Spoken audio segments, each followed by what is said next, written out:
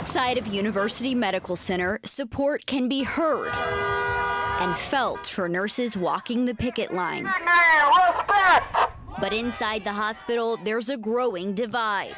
It's caused a huge divide within nurses in these walls. Does it affect care? No, because even if you're a union nurse, very pro-union, I'm going to help a patient. Bridget Gardner started at Charity when she was called to nursing more than 30 years ago. Now at UMC, she proudly wears her orange badge, a way to tell others she's not in favor of the union, National Nurses United.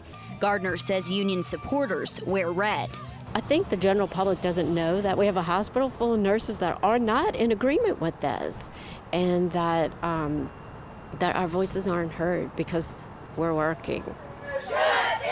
Outside, the demands are clear. It has been one of our most influential, well-attended strike, and for number 5, 3 days. Terry Mogillis, also a former Charity nurse, didn't know how many participated. Here's what we do know. There are more than 700 union member nurses. Of those, UMC reports more than 200 showed up to work on Tuesday, and the facility has continued to operate as normal throughout the strike. It's been nearly 2 years since nurses voted to join the union, and yet no deal has been reached between the hospital and nurses. During this strike, the union's focus was recruitment and retention. We can't keep them because nurses become so morally depleted by trying to provide care in a hospital that's really focused on profit. The hospital says its retention rates are slightly better than the national average. Meanwhile, Gardner says she doesn't want to see nurses' salaries going towards the NNU. I see the financial gain getting their foot into the state of Louisiana and capturing hospitals and nurses throughout the state of Louisiana because it's an untapped market.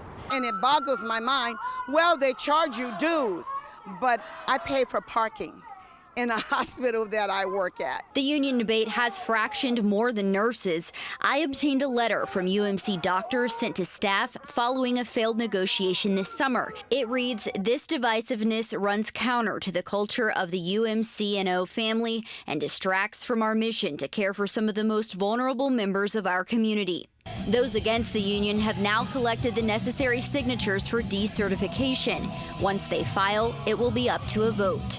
To put the union out of this facility and get back to unity. It's funny that their name is a union.